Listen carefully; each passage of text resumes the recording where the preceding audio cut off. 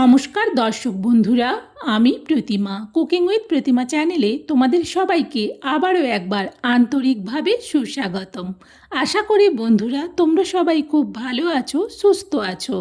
আমিও তোমাদের মতো ভালো বন্ধু পেয়ে খুব ভালো আছি।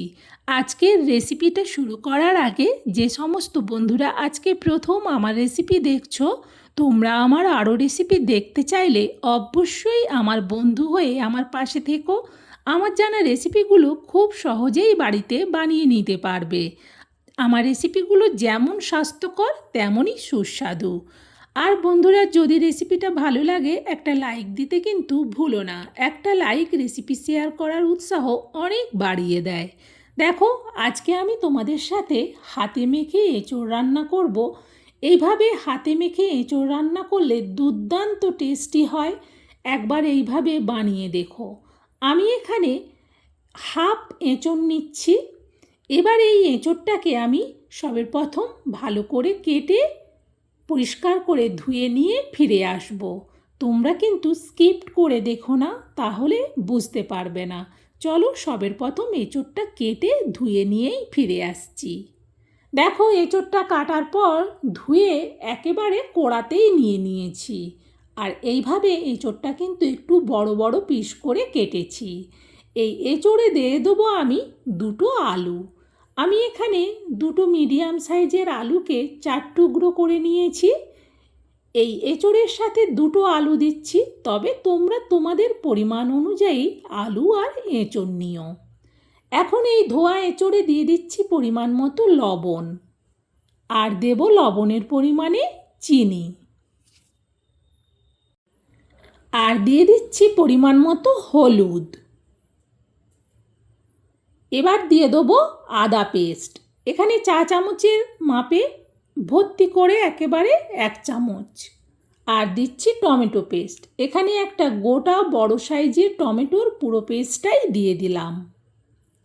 আর দিচ্ছি পরিমাণ মতো লঙ্কার গুঁড়ো, তবে ঝালটা যে যেমন পছন্দ করো সে সেই অনুযায়ী লঙ্কা দিও। এখন এতে দিয়ে দেবো তেল। আমি এখানে চা চামচের মাপে ভর্তি করে 3 চামচ তেল নিয়েছিলাম। আমি কিন্তু আজকে এই হাতে মাখা এঁচোড়টা সম্পূর্ণ নিরামিষভাবেই বানাবো।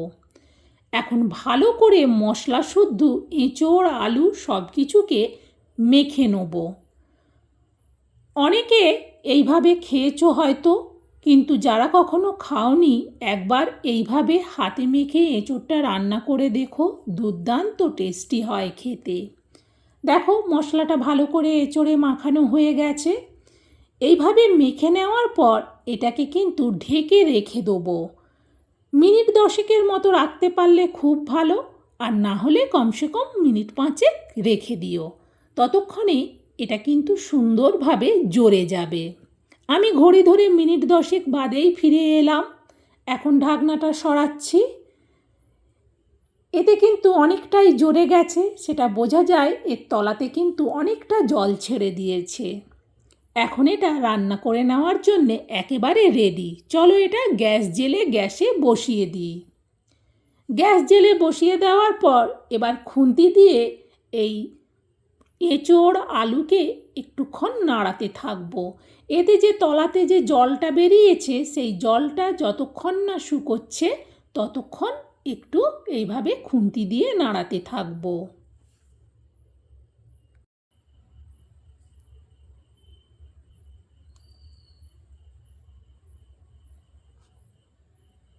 বেশ কিছুক্ষণ ধরে কিন্তু আমি এঁচোড় শুদ্ধ আলু মশলাটাকে নাড়ালাম।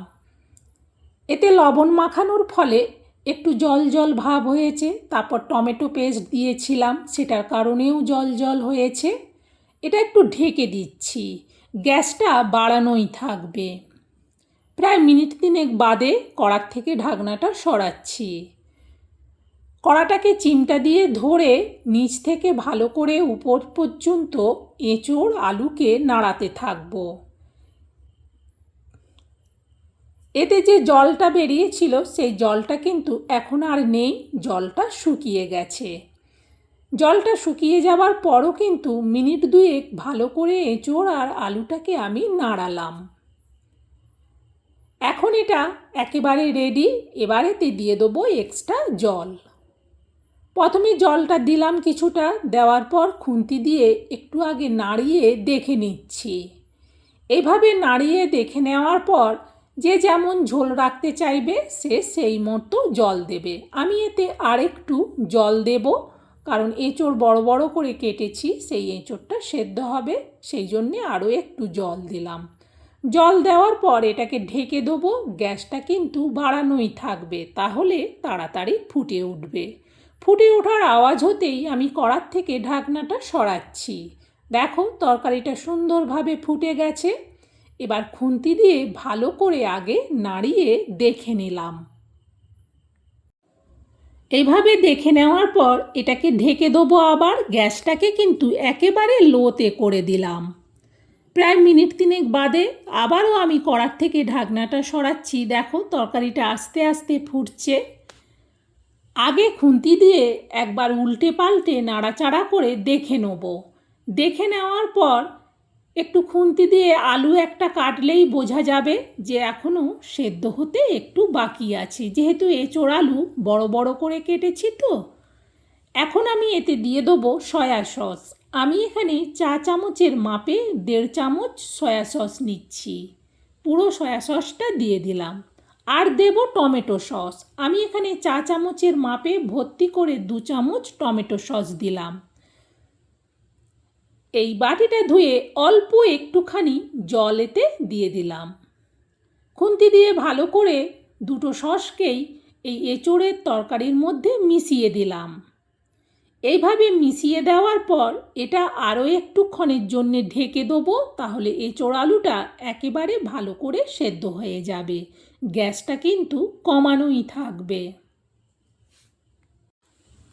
প্রায় 3 মিনিটের মতো বাদে আবারও কড়ার থেকে ঢাকনাটা সরাচ্ছি। দেখো তরকারিটা আস্তে আস্তে ফুটছে আর কি ভীষণ সুন্দর সেন্ট হচ্ছে। এই সেন্টটা পেলে যেন মনে হবে চিলি এঁচোড় বানাচ্ছি। দেখো সুন্দরভাবে মাখো মাখো তরকারিটা হয়ে গেছে। এঁচোড় আলু সব কিন্তু ভালো করে সেদ্ধ হয়ে গেছে, তবুও একবার খুন্তি দিয়ে উল্টে পাল্টে ভালো করে পুরো তরকারিটাকে নেড়ে দেখে নিলাম। এখন এটা নাবিয়ে নেব। নাবিয়ে একটা বড় জায়গার মধ্যে পুরো তরকারিটা ঢেলে নিচ্ছি। বন্ধুরা, এইভাবে হাতে মাখা এঁচোড় রান্না করলে একেবারে ভিন্ন স্বাদ লাগে আর দুর্দান্ত স্বাদের হয়। একবার শুধু বানিয়ে দেখো, মনে হবে আগে কেন জানতাম না। আমার এই হাতে মাখা এঁচোড়ের রেসিপিটা তোমাদের কেমন লাগলো সেটা কমেন্টে জানিও। ভালো লাগলে একটা লাইক দিও আর রেসিপিটা শেয়ার করে দিও, যাতে এইভাবে হাতে মেখে এঁচোড় সবাই বাড়িতে বানিয়ে নিতে পারে। বন্ধুরা, আজকের মতো রেসিপি শেষ। তোমরা সবাই ভালো থেকো, সুস্থ থেকো। আবার অন্য দিন অন্য রেসিপিতে দেখা হবে। আজকের মতো বিদায় নিচ্ছি। টাটা।